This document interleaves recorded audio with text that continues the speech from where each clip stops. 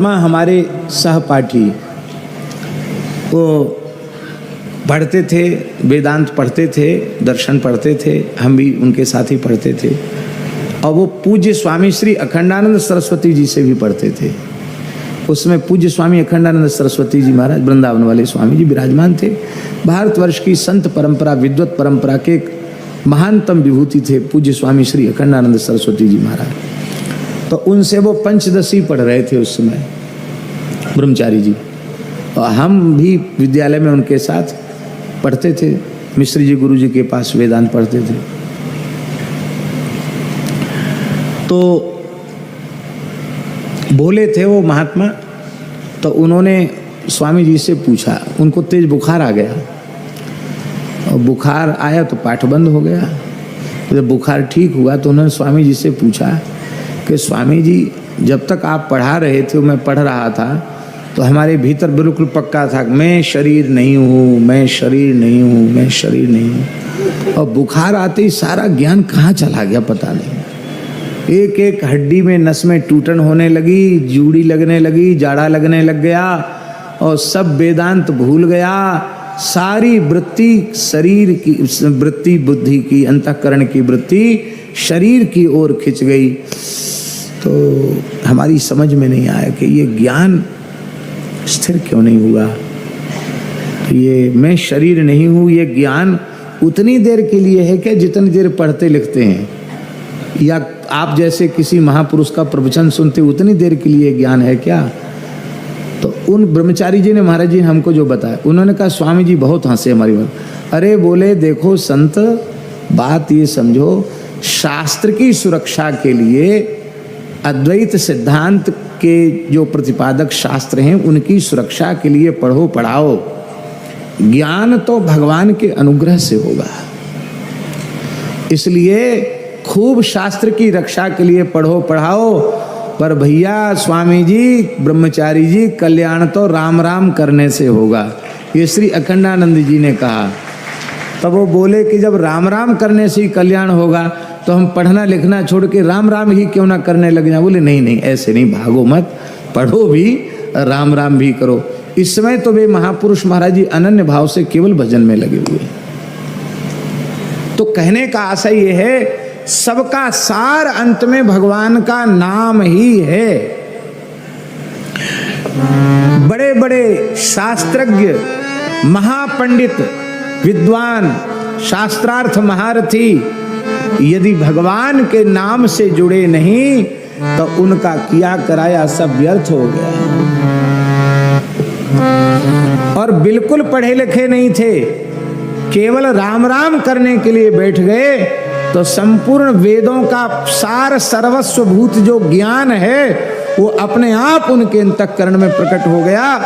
संतों की, भक्ति काल के संतों की वाणियां आप देखिए, वाणियां महाराज जी साक्षात ब्रह्मसूत्र, उपनिषद, गीता में जो कुछ है वो सब का सब उसमें लोक भाषा में, सरल भाषा में सब कुछ महापुरुषों ने कह दिया।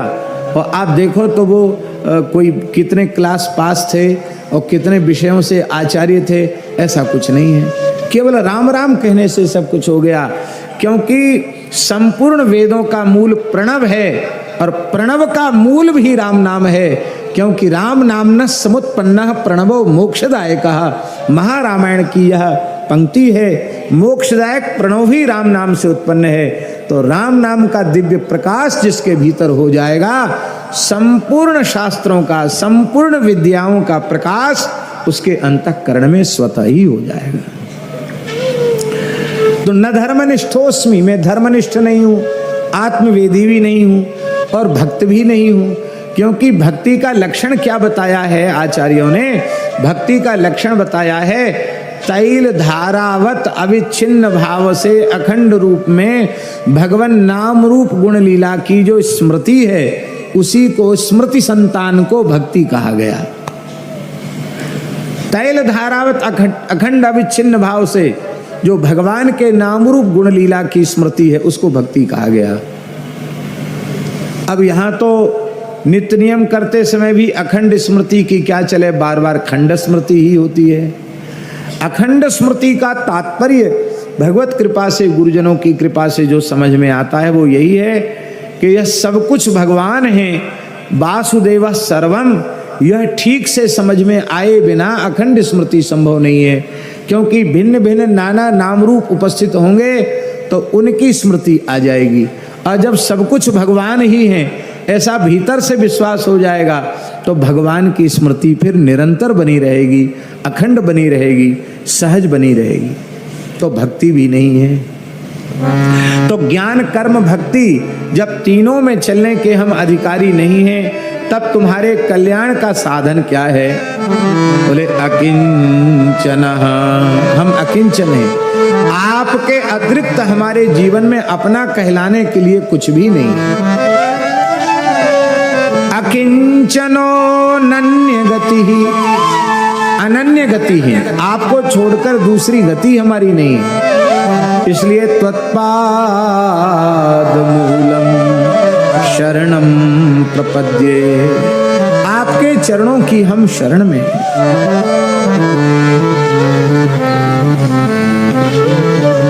भक्ति और प्रपत्ति ये दोनों ही जीव के कल्याण के साधन हैं, पर भक्ति में भक्ति के पथ का आश्रय लेकर चलकर जीव को भगवान तक जाना है, और प्रपत्ति में केवल शरणागति के भाव को स्वीकार करके कालक्षेप करना है। भगवान के पास चलकर जाने की आवश्यकता नहीं, भगवान खुद चलकर प्रपन्न के पास आवेंगे।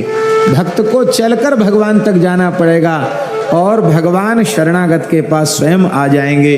इस सिद्धांत को गोविंद राज स्वामी जी ने शरणागति के प्रसंग में कहा है भूषण टीका में।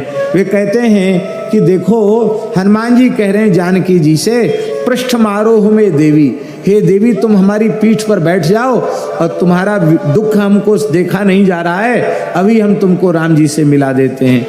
जानकी जी बोली नहीं नहीं, संभव नहीं है, तुम हमको पीठ पर बिठाओगे, मैं इतने ऊपर आकाश में नीचे से समुद्र देखूंगी, डर जाऊंगी, और कहीं तुम्हारी पीठ से खिसक कर आ गई समुद्र में तो यादसा मन्नमुत्तमम, जलचर जीवों का भक्ष्य बन जाऊंगी, वो बड़े बड़े ग्राह हमको निगल जाएंगे, तो तुम्हारा उद्यम ही व्यर्थ हो जाएगा, इसलिए तुम्हारी पीठ पर नहीं बैठ सकते। हनुमान जी बोले कि इसकी चिंता छोड़ दो, हम आपको इतना संभाल के रखें, आपको गिरने ही नहीं देंगे।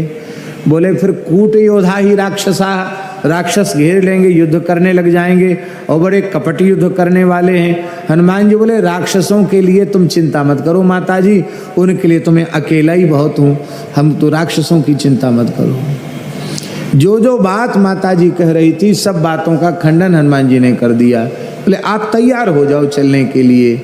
तब श्री जानकी जी ने कहा कि वत्स हनुमान देखो, माम नयेद यदि काकुत्स्थः तत्तस्य सदृशम भवेत्। महाराज जी इस पंक्ति में गोविंदराज स्वामी कहते हैं कि शरणागति की महान आचार्या श्री जानकी जी शरणागति के प्राण तत्व का उपदेश कर रही है। माम नयेद यदि काकुत्स्थः, तुम सबल साधन हो, तुम्हारा आश्रय लेकर मैं राम जी तक पहुंच जाऊंगी, तब लोग कहेंगे भगवान श्री राम साधन साध्य हैं और मैं केवल उनकी शरणागति का चिंतन करती हुई लंका में रहूंगी, और राम जी दल बल के सहित आकर मुझे प्राप्त करेंगे, तो उसमें राम जी की कीर्ति होगी और शरणागति के सिद्धांत की सुरक्षा होगी कि राम जी ने खुद आकर मुझे प्राप्त किया। श्री मलुकदास जी का एक दोहा है, बहुत प्यारा दोहा। इस दोहा का उल्टा अर्थ लगा कि आप लोग माला फेरना बंद मत कर देना, संतों की वाणी ऐसी होती है।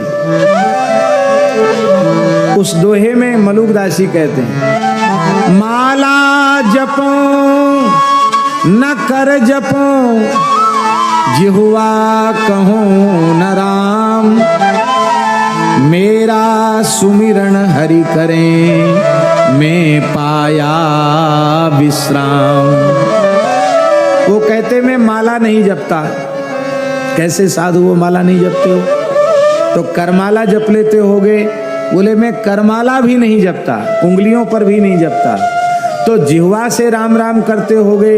बोले जिह्वा कहूं ना राम, जिह्वा से भी राम राम नहीं करता।